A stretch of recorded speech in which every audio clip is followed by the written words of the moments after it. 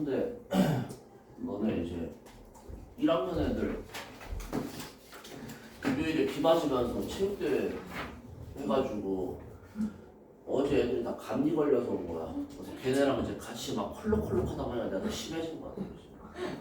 아, 비 오는데 체육대회를 왜 하는 거야 도대체? 졸업사진 찍을 수 있는 거 아니에요? 아, 야외에서? 아, 진짜? 야외에서? 어떻게 찍어요? 우산 쓰고 찍어? 우선 쏘다가 찍을 때만 이렇게 던져. 아, 찍을 때만 비 맞고? 아, 그래? 니네는 뭐 입고 찍었어? 왜 교복 입고 찍었어요? 뭐 컨셉 안 잡았어 이번에? 아하, 컨셉은 이제 7월달에 찍은 거야? 아, 두 번을 찍어? 다시 찍지 않나? 안양청 가서 안양청 가서? 봄에 찍는 게 낫지 않나? 벚꽃 필 때? 그때가 거의 괜찮은데. 아니 그리고 7월이면은 이제 애들 뭐야 슬슬 수능 다가와가지고 애들 이제 얼굴 안 좋을 때인데 나. 아니 이게 뭐야 보면은 슬럼프가 이제 7, 8월에 좀 많이 온다고 막 이제 두 자릿수로 슬슬 떨어져가고 뭔가 이제 열심히 공부한 것 같은데 점수 잘 안 나오고 그래서 이제 그때 되면은 얼굴이 시커매진 애들이 이제 밤마다 한 3-4명씩은 나온단 말이야. 아 이거 진짜 재수해야 되나?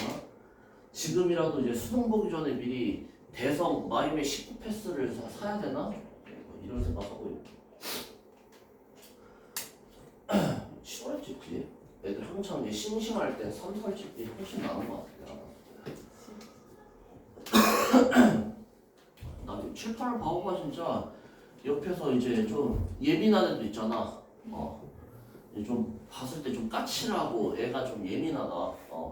10회들 보면은 이제 하루가 다르게 얼굴색이 변해가요. 막 점점 막 얼굴 뾰족해지고 막 턱 뾰족해지고 말라가지고.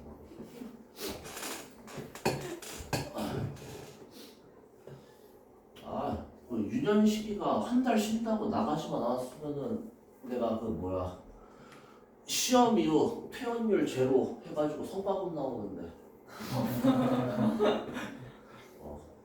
현식이 한 달 쉰다고 나와가지고 장난이고 어쨌든 이제 그건 훈장 같은 거거든. 봐라 시험이 끝났는데 우리 반 애들은 아무도 나가지 않았다 이러면 좀 이제 간지가 이제 있잖아. 너네가 이제 국어 100점 맞은 것처럼. 그래서 이제 5월 모의고사 잘 못 보면은 다시 오라고 하려고 했는데 또 100점을 받았어요. 그래가지고 그래 한 달 쉬어라 이렇게 말했지 내가.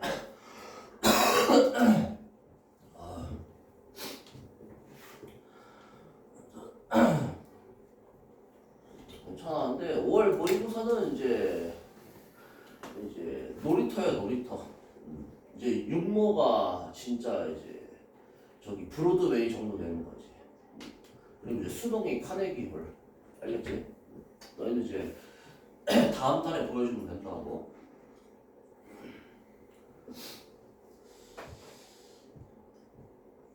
평소에 평가 문제 많이 안 봤으면은 요게 이제 교육청하고 좀 달라요.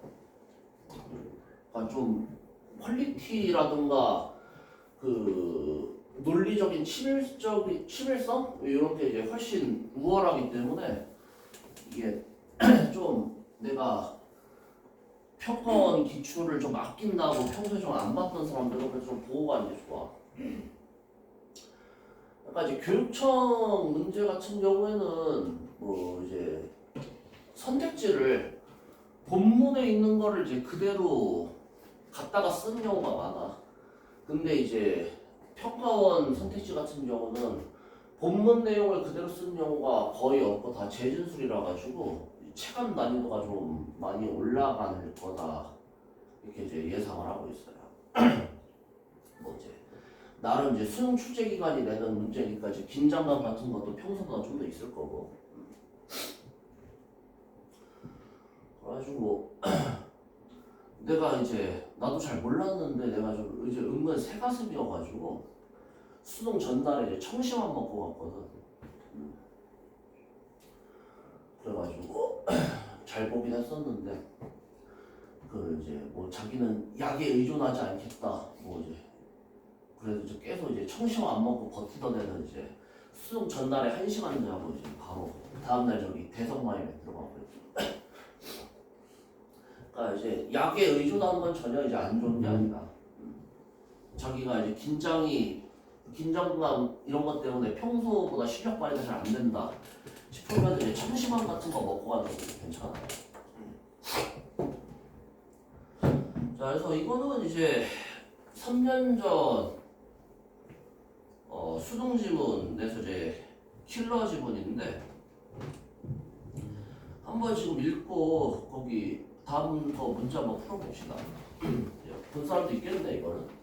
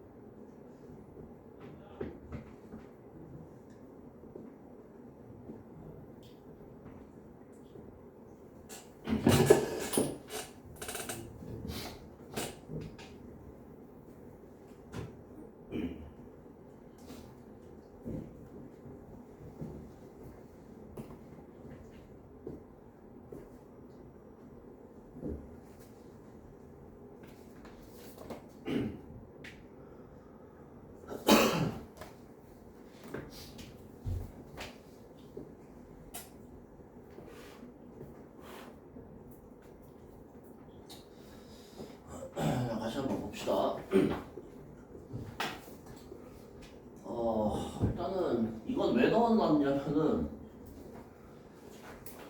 첫 번째 문단은 이거 이제 비례의 정확한 의미를 잘 모르는 사람이 있을까봐. 이 비례는 뭐예요? 비례는 이거야. 둘이 항상 일정한 비를 갖는다. 이게 이제 비례의 의미예요. 보면 이런 거 있지. 기초대사량은 체중이 아닌 체중의 0.67제곱에 비례한다. 알겠죠? 비례라는 건 그러니까 이제 증가율이 똑같다 라는 얘기야. 그러니까 상관관계라는 말이 있고 비례라는 말이 있는데, 만약에 이제 양의 상관관계를 갖는다 라고 하면은 이건 이제 화살표 방향이 똑같다는 거야. 그러니까 A가 증가할 때 B도 같이 증가하고, 아니면은 이제 A가 줄어들 때 B도 같이 줄어든다. 이게 이제 양의 상관관계에 있다라는 거야. 근데 이제 비례라는 건 뭐냐면은, 비례라는 거는 증가율이 똑같다는 거야.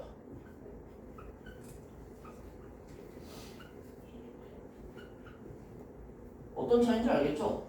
그러니까 이제 쉽게 얘기해서 양의 상관관계가 비례를 포함하는 개념이다 이렇게 보시면 된다고.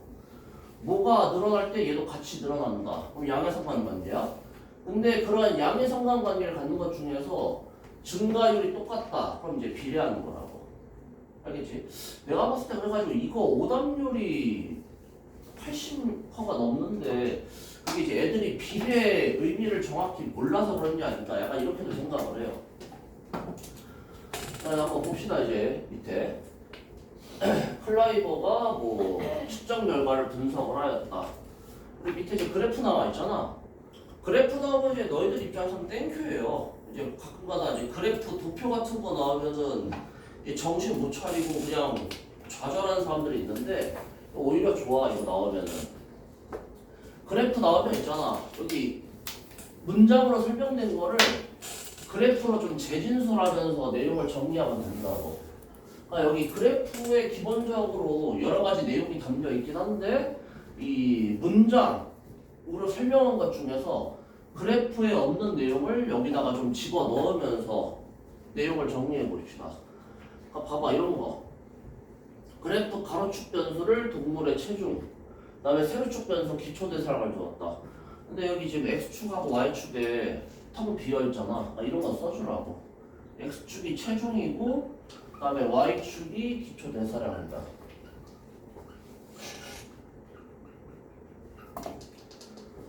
자, 그래서 이 상태에서 각 동물별 체중과 기초대사량의 순서상으로 나타냈다는 거죠.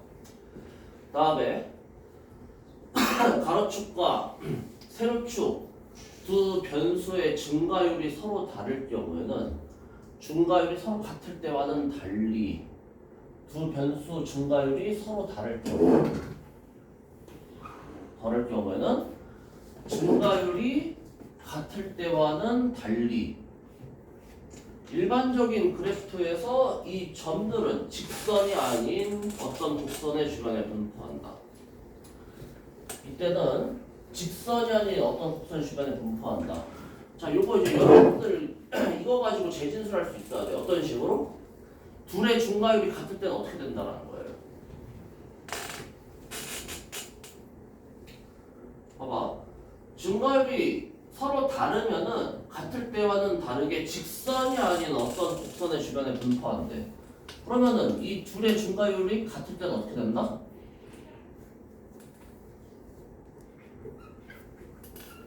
직선 주변에 분포한다. 알겠죠?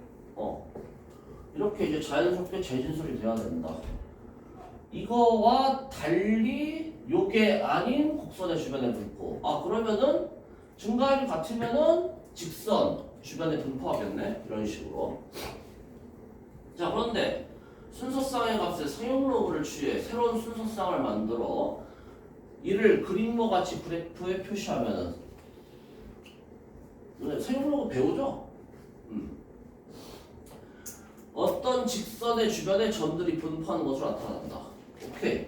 세용록을 취하면은 이제 그제서야 어떤 직선의 주변에 점들이 분포한 걸로 나타나게 된다. 자, 그러면은 이제 그 직선의 기울기를 이용해 두 변수의 증가율을 비교할 수가 있다. 그림에서 x, y는 각각 체중과 기초 대사량의 상용로그를 취하는 값이다. 그리고 이런 걸 뭐라고 해? 상용로그 취한 것을 L그래프라고 한대요. 알겠지? 요거는 이제 이미 L그래프로 나타낸 거겠죠? 다음에 밑에 봐봐. 체중 증가율에 비해 기초 대사량의 증가율이 작다면은, 자 이제 이거 우리 계속 했던 거 과학 지문에서 이제 개념 간의 관계 정리하는 거, 그거를 이제 여기서 해줘야 돼요. 자, 체중 증가율에 비해 기초 대사량의 증가율이 작다. 자, 이거는 표시 어떻게 해주면 될 것 같아? 뭐뭐보다 작다, 뭐뭐보다 크다. 이거는 이제 부등호 쓰면 되겠죠. 그렇지?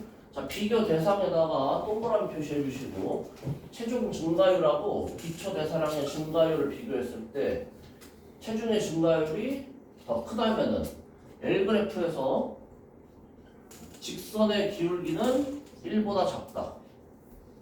그죠? 그 다음에 기초 대사량의 증가율, 이게 작을수록 기울기도 작아지게 된다.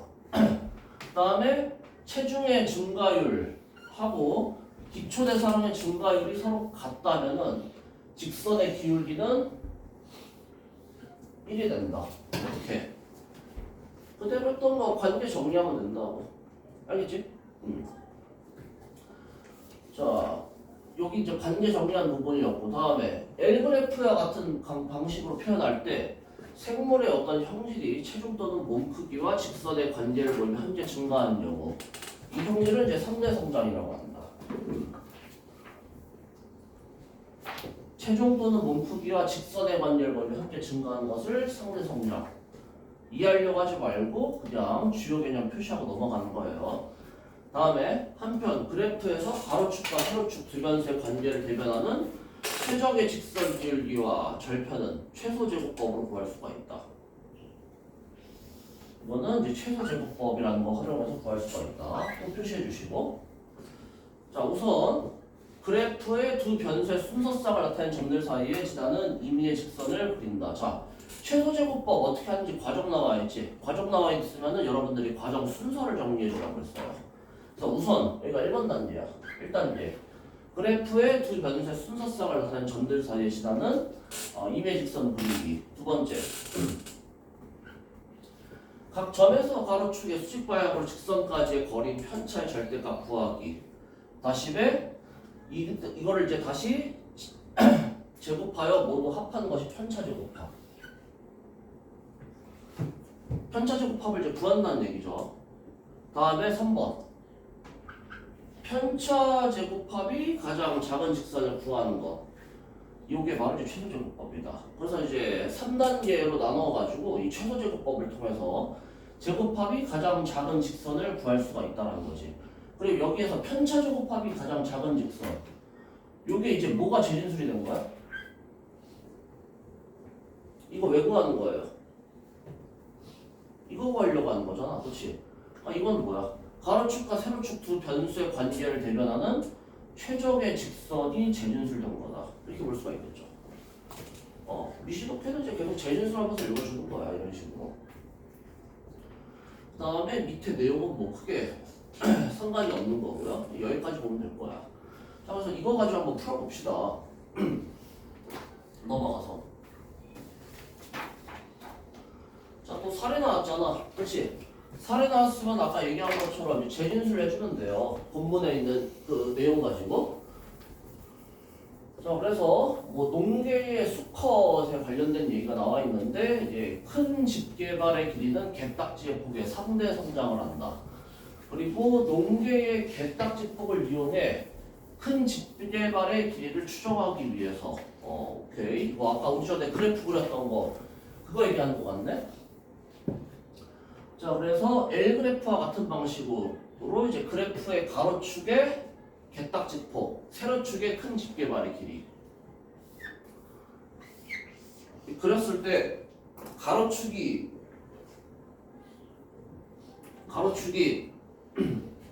개딱지 폼, 그 다음에 세로축이 집게발 길이란 말이야. 그러면은 있잖아, 우리 앞에서 그래프 그렸을 때 여기 가로축이 뭐였어요? 가로축이 동물의 체중이고 세로축이 이제 기초 대사량이었지. 그러면은 여기 나와 있는 설명에다가 체중 자리에다가 뭐 넣으면 돼? 개딱지포. 그 다음에 기초 대사량 자리에 집게발 길이. 이거 넣어가지고 선택지 맞는지 그냥 확인하면 된다고. 쉽잖아 그러면은. 자, 그랬을 때 이제 1번 보면은 최적의 직선을 구한다고 할 때 최적의 직선의 기울기가 1보다 작다면은 A의 B가 비례한다고 할 수 없겠군. 아까 전에 이거 개념 간의 관계 본 거 봅시다. 여기 있잖아. 여기 1보다 작으면은 기초 대사량의 자 이게 아닌데? 어디 맞지?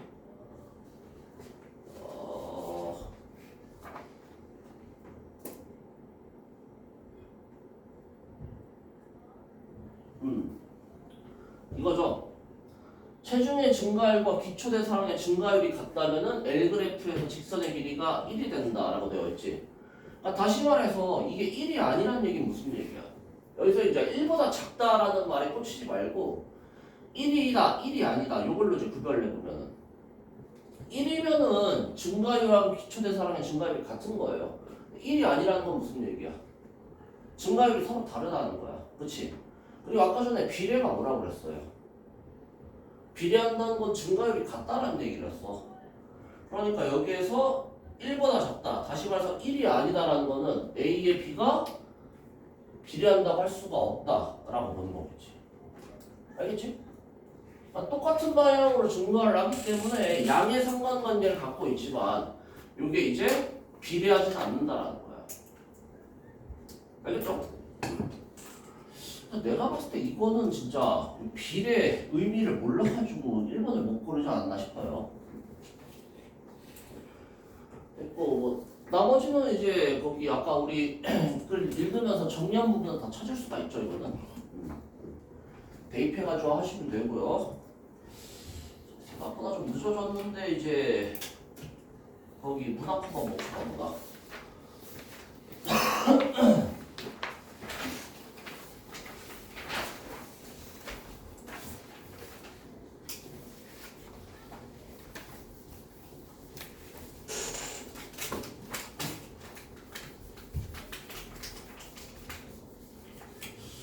요즘 갈래복합이 현대시가 잘 안 나오고 주로 이제 그 고전수필 그 다음에 이제 고전수필 고전시가 그 다음에 이제 현대수필 뭐 이런 식으로 좀 엮어서 많이 나온 것 같아요. 자, 그래서 보면은 이거 이제 이규보 한계사의 노스님에게 살짝 봅시다. 이거는 이제 내신식으로 다 뭐 일일이 뭐 이거는 뭐 의미가 이거다 그리고 여기서 뭐 이런 표현법이 사용되었다 이런 식으로 안 하고 그냥 이제 수능 수업하는 식으로 그냥 빠르게 진행을 해볼게요. 자, 일단은 얘도 어쨌건 간에 시잖아. 시 그쵸? 시는 분석 틀이 이거죠. 상정태.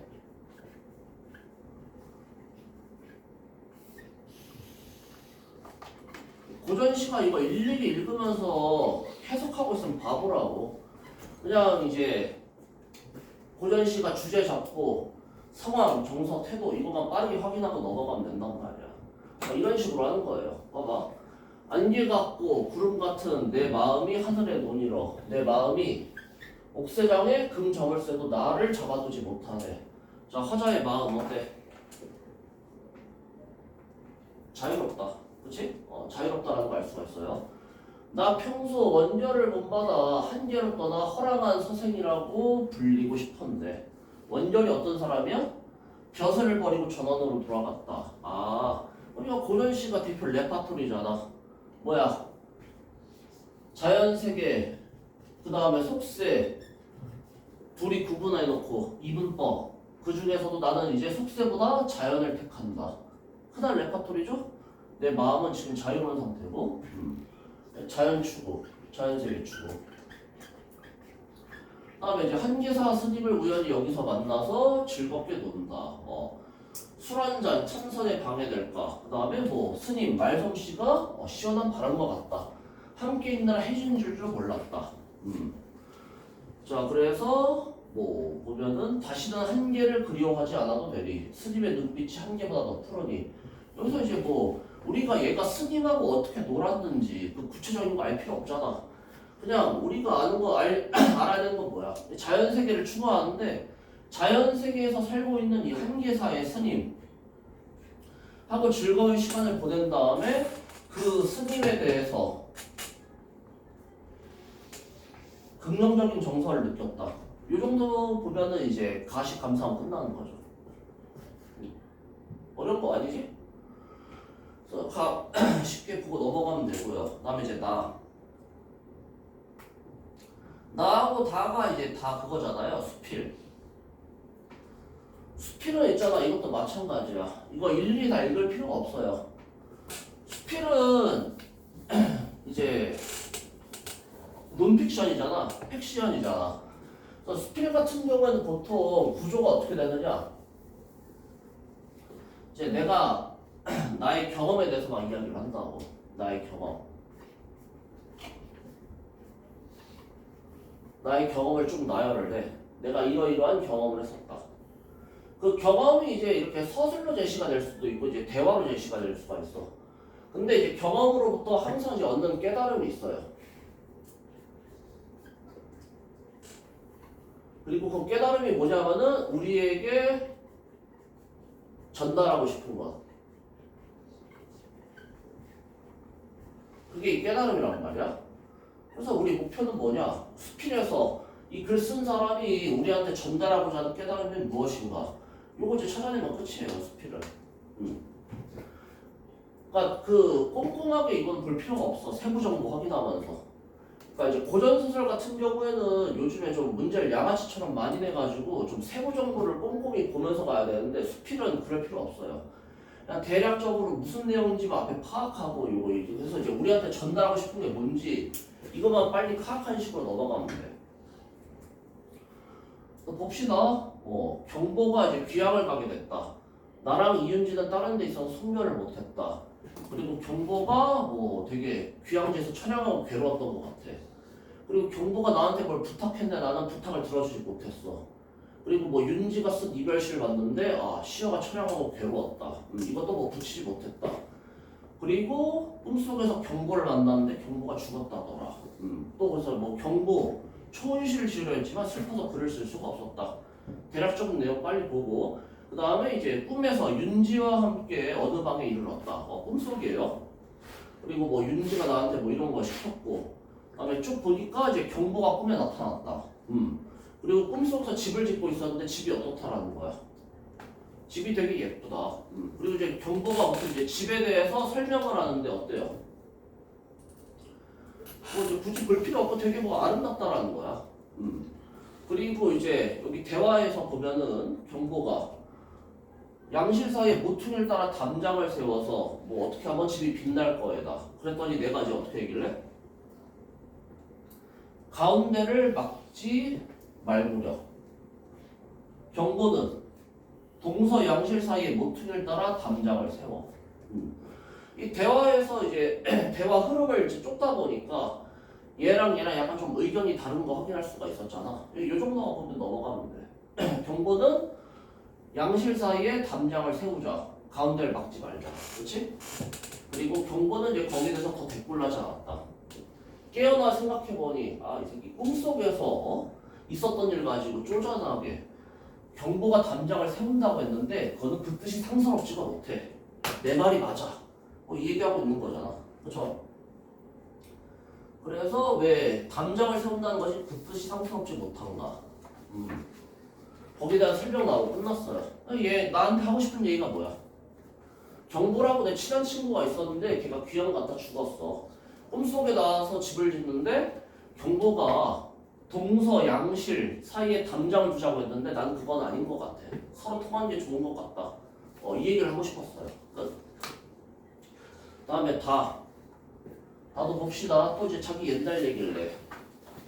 자, 소학교 때 어디 가면은 여러 가지 먹을 것을 견대에 뿌듯하게 넣어서 어깨에 둘러매고 모여들었지만 나는 그러지가 못했다.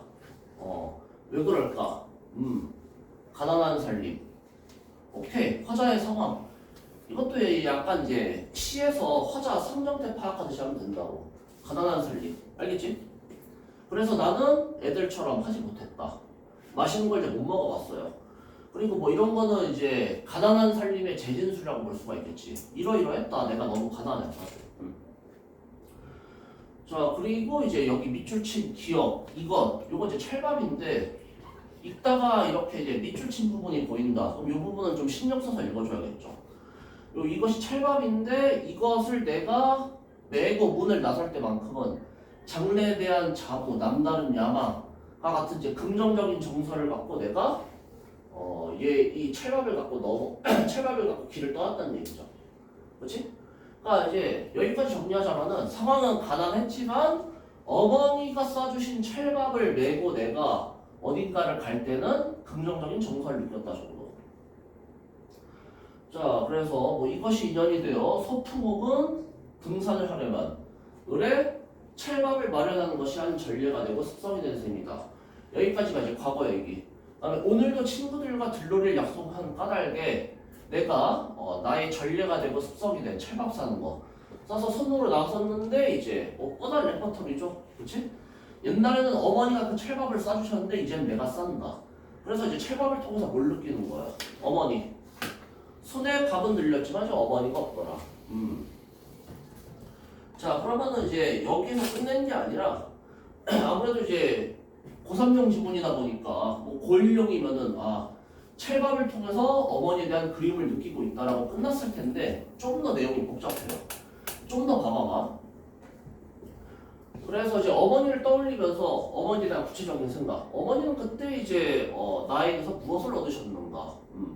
어머니는 아들이 무언가 출세를 하리라고 믿었지만 내 얘기죠. 나는 이제 출세를 하지 않았다. 스스로 고난의 길을 걷고만 있지 아니했던가. 어머니 이제 운명하시는 순간에도 아들의 손을 잡았어요. 먼 길을 떠나던 그 순간에도 아들에 대한 희망을 놓치지 않고 웃음을 보이려 했다. 너는 꼭 크게 성공해야 한다. 그래서 여기서 이제 추가적인 정보. 어머니가 돌아가실 때 내가 성공하는 모습을 보지 못하고 돌아가셨는데 어머니는 마지막까지 태도가 어땠어? 나에 대한 희망을 놓치지 않았다. 이 정도 정리하면 되겠죠? 그 다음에 나도 그때는 어땠어? 막연하게나마 어머니가 아직도 날 믿어주고 계셔. 너무 감격적이야. 이렇게 이제 감정이 어린 눈으로 대답을 했었대. 그리고 사실 또 야망에 차 있었다. 자, 이렇게 이제 환상을 보다가 얘가 다시 시계를 들여다보니까 약속 시간이 다 됐어요. 자, 그래서 이제 어떻다라는 얘기야. 얘가 이제 하고 싶은 얘기가 뭐야? 어머니, 야망에 찼던 그 어머니 아들은 이제 찰밥을 안고 흰 털럭, 흰 머리카락이죠. 바람에 날리며 손등으로 붉은 눈물을 닦습니다. 그러니까 여기 앞에도 같이 보면은 백수 50에 성취한 바 없이 11살 때 메고 가던 그 밥을 손에 들고 소년시대의 기분으로 문을 나선 사나이. 얘는 끝내 성공을 한 거예요? 못한 거예요? 끝내 성공하지 못했다. 그리고 그 어머니에 대한 생각 때문에 이제 눈물을 흘리고 있다. 이 정도 이제 정리하면 되겠죠. 그렇지? 그래서 뭐야? 전체적인 내용 정리하자면은 친구들과의 약속을 위해서 찰밥을 써다가 이제 어머니를 떠올려. 그리고 이제 내가 어머니의 희망, 어머니의 꿈, 내가 성공한 걸 보고 싶어하는 어머니의 꿈을 이루어주지 못한 거에 대해서 어떤 그 회한의 감정을 가지고 있다. 그래서 이제 눈물을 흘리면서 집 밖을 나서더라.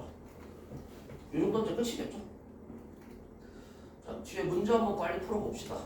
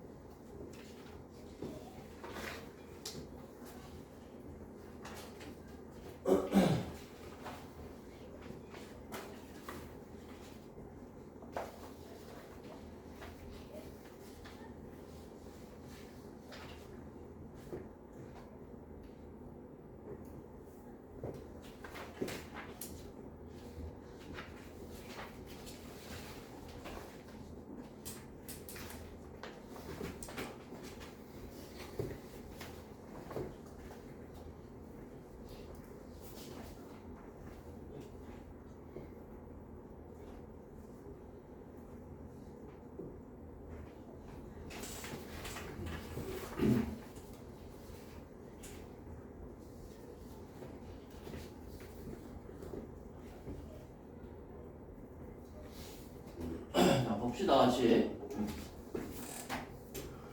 1번 다 쉽죠? 5번. 다음에 이제 여기 직접인용이라는 말이 나와 있는데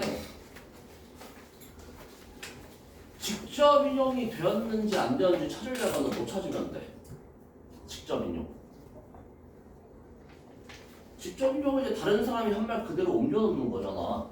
그러니까 이거는 이제 큰 따옴표, 요거 큰 따옴표 있는지 없는지만 확인하면은 직접인용이 되었는지 안 되었는지 바로 알 수 있죠. 간접인용은 이제 상대가 한 말을 나의 말로 바꿔서 표현하는 거고. 다음에 이제 2번 가에 대한 이해로 적절하지 않은 것은 이것도 이제 1번이지 뭐 이상과 현실의 괴리와 같은 어떤 부정적인 상황은 나와 있지 않아요. 그냥 내가 이제 자유를 추구한다, 자유로운 마음을 가지고 있다, 이 정도만 있고. 다음에 이제 3번 보면은 자, 이건 이제 보기 활용해가지고 보기랑 엮어가지고 감상하는 건데 이거 한번 보자. 1번에 자신이 올린 상소 때문에 북쪽으로 귀향가게 되었다 랑 요거랑 이제 엮으면은 1번 맞는 거 확인할 수 있죠.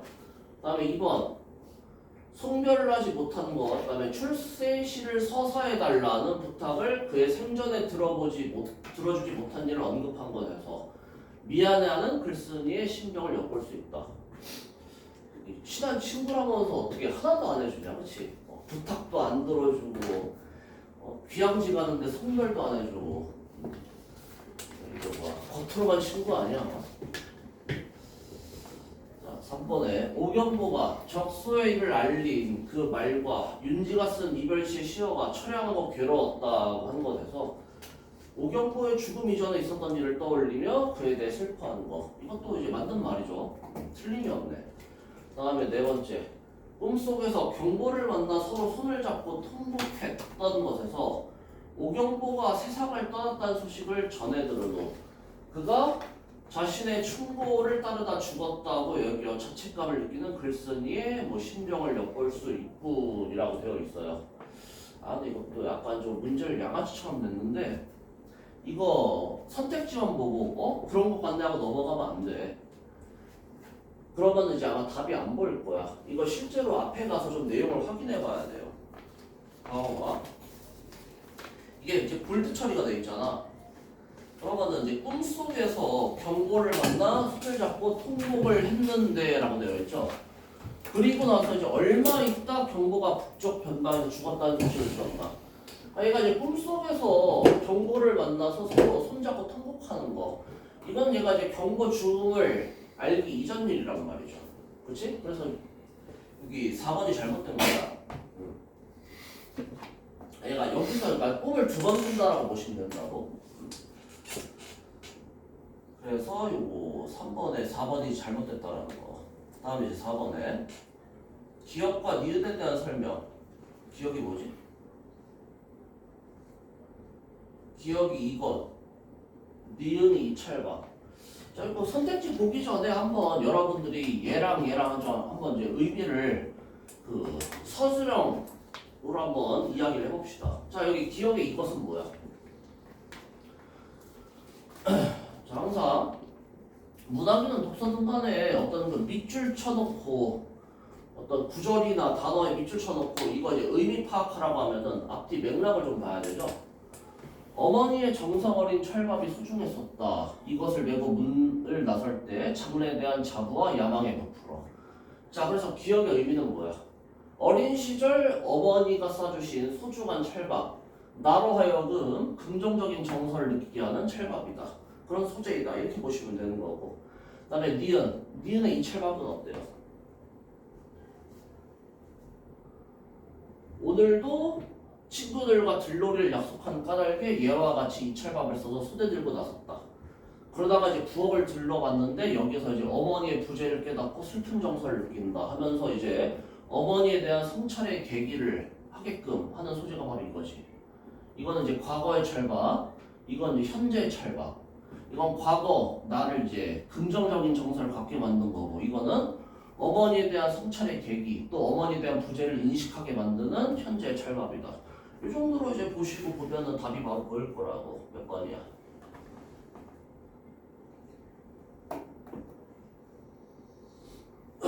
4번 답은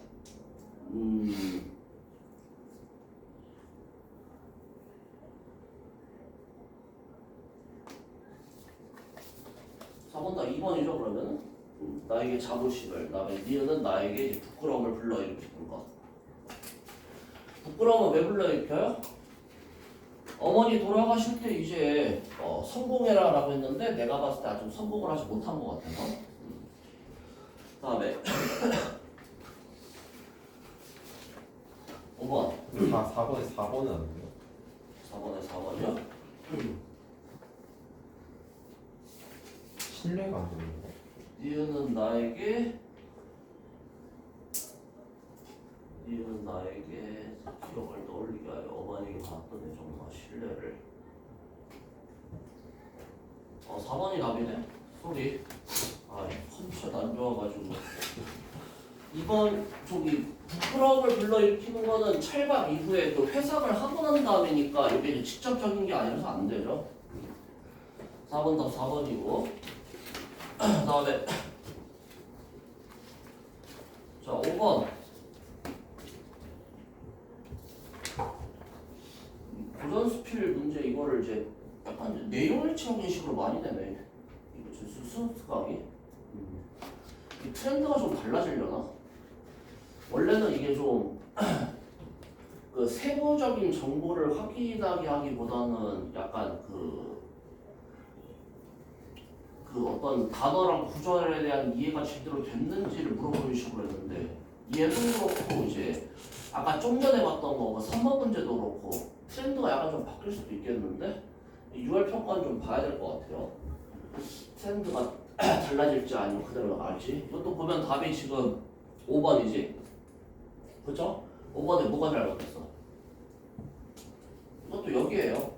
어머니가 자신에게 바랐던 성공이 무엇인지 알면서도 그 소망을 이루어드리지 못한 것에 대하여 생각하면 슬픈 일이다.